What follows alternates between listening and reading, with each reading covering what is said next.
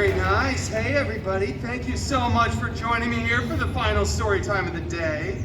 Has everybody had a good day? Very, very good. I'm so excited to have you here. Did anybody here travel from out of the city to come visit just Deadpool and Wolverine? Oh, that's so nice. Out from Seattle? Wow. Anybody out of state? I know you did. That's great. How about out of country? Wow, I am so touched. That's wonderful. You're Canadian! Yes! You're my favorite people. She already had it. Nope, the moment's over. Everything's over. It's on me now. All right, everybody. We're gonna finish this one strong with my personal favorite story. This story is a beloved bedtime favorite, mashed together with a very profitable licensing agreement. This story is Cinderpool. It's an applause line. Most of you got that wrong. I have low expectations for this show.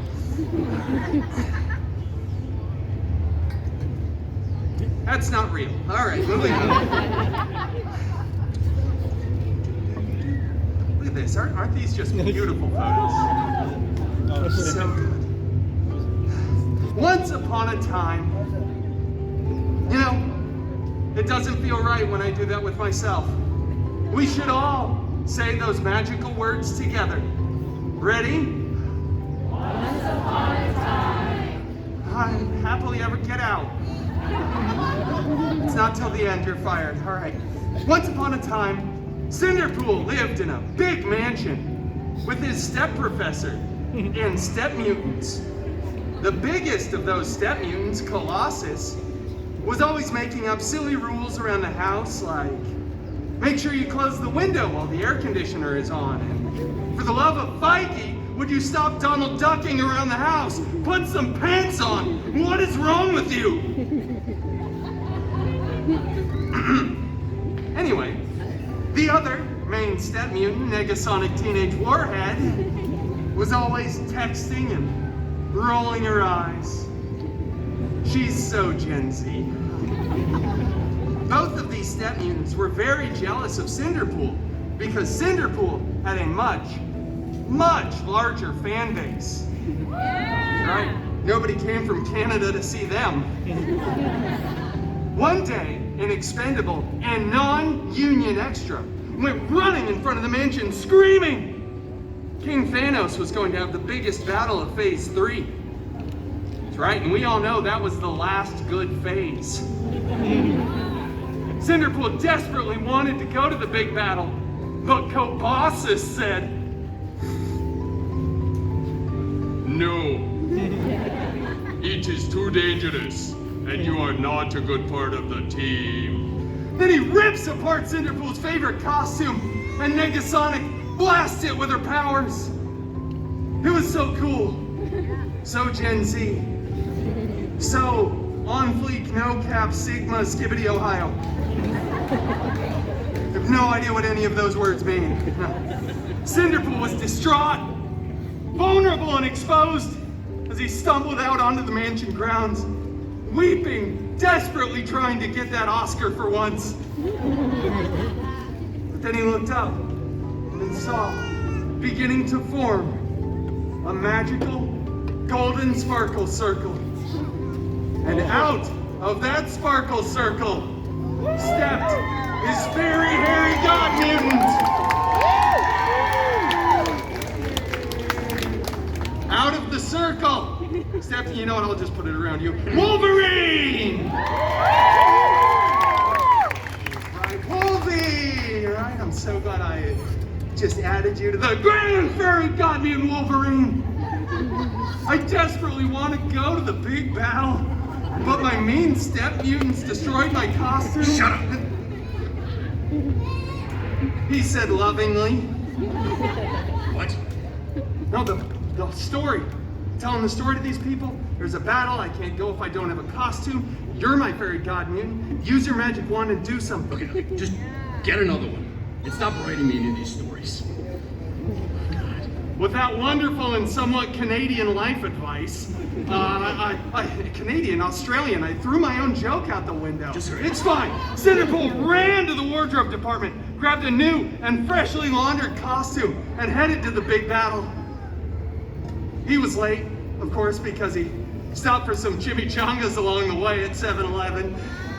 7-Eleven doesn't sell chimichangas anymore, though, by the way, so he had to go to 3 other gas stations. Circle K, can you believe how? Anyway, when he got there, the Avengers were winning. Captain America looked so good in those pants.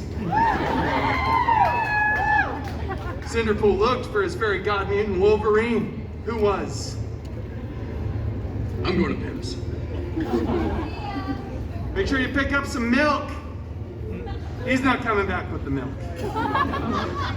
Thank you. Cinderpool surveyed the battlefield and noticed on the stairs of the alien spacecraft a single glove. He went over, picked that glove up, waved at Hina, hi,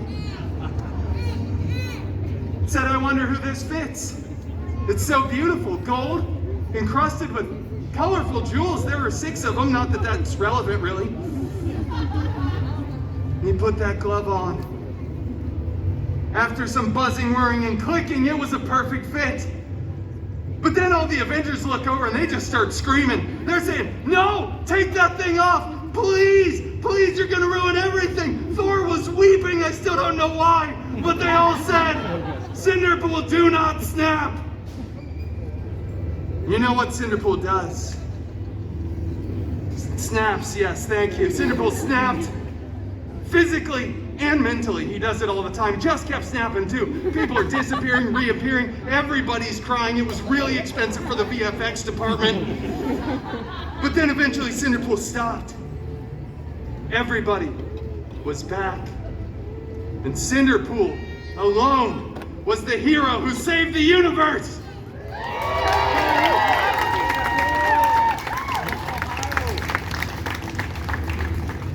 Then, all the Avengers tackle Cinderpool to the ground, rip the glove off of his hand, blah, blah, blah. Years later, they remake the film. Tony Stark gets to be the big sacrificial hero, and it goes on to become the most profitable film in the Feige universe, the FCU. You probably afford to cut a letter. Anyway, it's okay, because Cinderpool went on to start his own film franchise, which will break box office records. That's right. And then they had to invite Cinderpool back to the Avengers Endgame 2 Electric Boogaloo. That's right, and that, ladies and gentlemen, is the end game. You see what I did there? It was a play on words. Wait, did that start as a Cinderella story?